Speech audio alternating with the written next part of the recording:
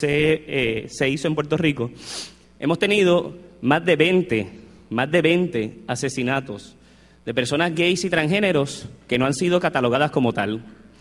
Y eso es sin hablar, ¿verdad?, de los delitos que estaba hablando Joel, que son delitos que se cometen en Puerto Rico por prejuicio en contra de muchas razones, ¿no? ¿Cuántas veces no hemos visto cuando han golpeado a dominicanos en Puerto Rico? ¿O cuántas veces hemos visto que han matado a mujeres simple y sencillamente porque un hombre se cree que es su propiedad y puede disponer de ella como le da la gana? Eso es un crimen de odio. Lamentablemente, estos 20 asesinatos, ¿verdad?, que han pasado desde el 2002, son los más visibles y los más terribles, ¿no? Es la expresión más cruda, más dañina, ¿verdad?, de la homofobia y de los crímenes de odio. Sin embargo, tenemos que recordar que en Puerto Rico tuvimos un ángel de los solteros, en la década de los 80, que mató a 27 homosexuales en Puerto Rico.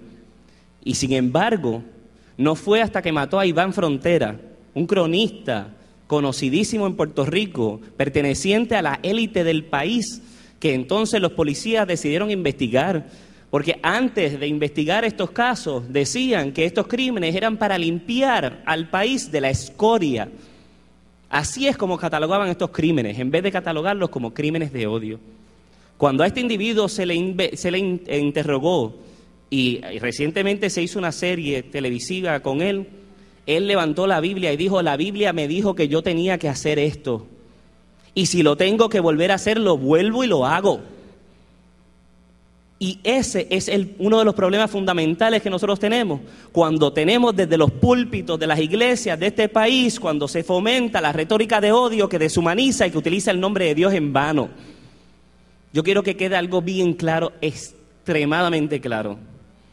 El Dios que yo conozco no es un Dios de juicio y exclusión. El Dios que yo conozco es un Dios de amor y comprensión.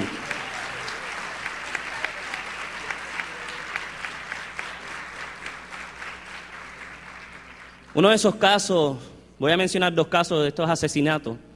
Uno de ellos fue el caso de Elías Algarín, el doctor Elías Algarín. Él recogió un muchacho y se lo llevó, ¿verdad?, en un intercambio sexual. Y cuando se presentó el caso, no se presentaron agravantes de crímenes de odio. Sin embargo, la defensa presentó una mal llamada defensa de pánico homosexual. Una defensa de pánico homosexual que ha sido descartada en la mayoría de las jurisdicciones de los Estados Unidos y de otros países. Sin embargo, en Puerto Rico, la homofobia institucionalizada de nuestras instituciones, valga la redundancia, ¿verdad?, específicamente de la judicatura en este caso, la defensa presenta esa mal llamada defensa de pánico homosexual, que no es otra cosa que cuando yo me enteré que él me hizo un avance sexual, aun cuando ya había habido un acuerdo entre ellos de que iban a tener un intercambio sexual, escuchen bien, ya había un acuerdo, él dice que entonces se enteró que es que él le hizo un avance sexual que él no sabía para lo que se había montado en ese carro. Sin embargo, cuando se presenta que se entera él que es gay, que lo que quería era sexo, entonces lo mata porque le entró pánico. Entonces, la fiscalía no refutó esa defensa. Y el juez aceptó esa defensa. Y yo quiero dejar algo, pero mira, más claro todavía. En vez de utilizar esa defensa de pánico homosexual para darle un asesinato en segundo grado y bajarle eso ponerlo en un cargo menor, esa es la prueba más contundente de que se trató de un crimen de odio. Si la persona está aceptando que tuvo pánico en ese momento porque se enteró que era gay, está reconociendo que estaba odiando la orientación sexual de la víctima. Así que nosotros tenemos que reconocer que en Puerto Rico no se puede permitir, ni en el caso de Jorge Steven, ni en ningún otro caso, que se utilice una mal llamada defensa de pánico homosexual, porque eso es como decir, como pasaba antes, que la mujer se buscó ser violada porque llevaba una falda corta. Absurdo, inmoral, antiético, lo tenemos que combatir ahora y siempre. En el caso de Leonardo Gamayo, tenemos algo muy parecido a lo que pasó en el caso de Jorge Steven. El agente investigador de este caso, un capitán de la policía, indicó que esta persona, que era el profesor Leonardo Gamayo de la Inter de Aguadilla, que era una persona homosexual promiscua y que eso se lo buscó por estar por ahí buscando machos. Es lo mismo que dijo el agente investigador, que como llevan ese tipo de vida, pues se lo buscaron. Ellos saben a lo que se atienen.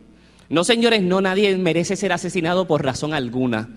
ya sea por trabajo sexual, ya sea porque esté usando droga, ya sea por la razón que sea.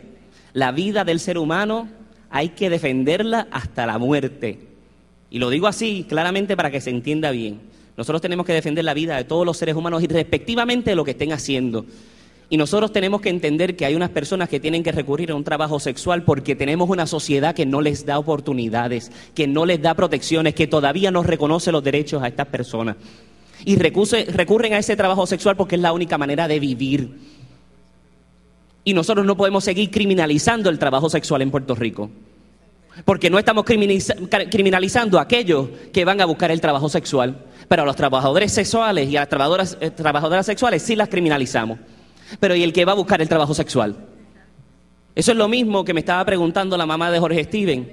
¿Por qué se enfocan tanto en Jorge Steven? ¿Y por qué no han ido a preguntarle a los padres de Juan Martínez Matos, el asesino confeso de Jorge Steven, por qué él es así?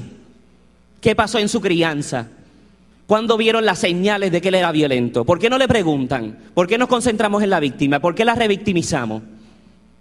No, tenemos que poner el ojo y tenemos que poner nuestra mente, nuestros corazones en lo que pasó, en ese asesinato vil, no en la víctima que ya no está aquí para contar su historia. Tenemos que estar bien claros en eso. Yo tengo que decir que una de las cosas más importantes que yo aprendí de mi mamá y que ha sido una de las filosofías de vida que me ha acompañado gracias a una madre que me educó para respetar y que me diera a respetar. A los 13 años de edad yo organicé una caminata en contra de las drogas y luego de eso parece que me gustó la cosa y organicé otra a favor de la paz más adelante cuando estaba la primera guerra del Golfo. Y cuando empezamos a marchar había una pancarta y a mí me dio con irme delante de la pancarta y empezar a saludar como si fuera gobernador, ¿verdad? De momento sentí un alón, que no me di cuenta quién era que me estaba llevando, pero sentí un alón que me llevó detrás de la pancarta. Y me dijo una voz que pude reconocer inmediatamente que era mi madre, porque del alón yo no sabía quién me estaba llevando. Me dijo, tú no eres ni más ni menos que nadie, tú eres igual, así que camina con la gente. Y esa filosofía de vida me ha guiado a mí en el camino de la lucha por los derechos humanos, de reconocer de que cuando nosotros aceptamos y reafirmamos nuestra identidad, como yo siempre he dicho y lo he dicho públicamente y lo dijo Lisandra en mi introducción, yo soy puertorriqueño de pura cepa, orgullosamente gay, activista de derechos humanos, independentista y una persona que vive con VIH hace 16 años. Y yo me reafirmo en mi identidad no tan solo porque ese es quien yo soy, sino porque yo me defino, a mí no me define nadie. A mí no me define un fundamentalista cuando me llama pervertido o inmoral. A mí no me define como Santa Rosa cuando me dice patuleco. A mí no me define nadie que pueda venir a tratar de imponerme a mí una etiqueta que yo no tengo ni que quiero ponerme. Yo me identifico.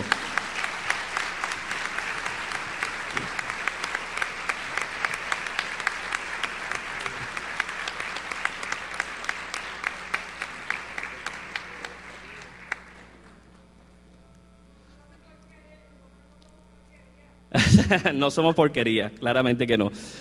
Nosotros somos seres humanos que exigimos igualdad, que exigimos respeto, que exigimos poder contribuir a la sociedad en igualdad de condiciones, ¿no?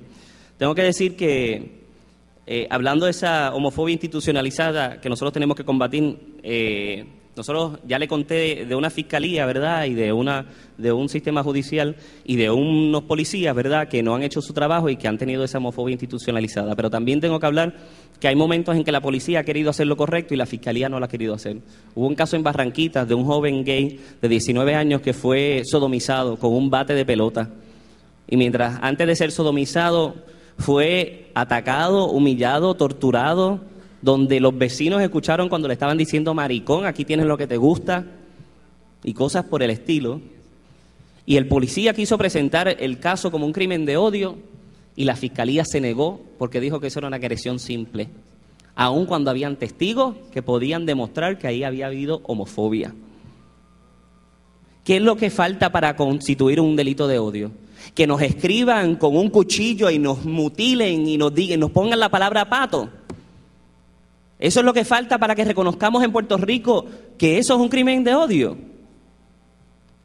Ya está bueno. Vamos a llamar las cosas por su nombre.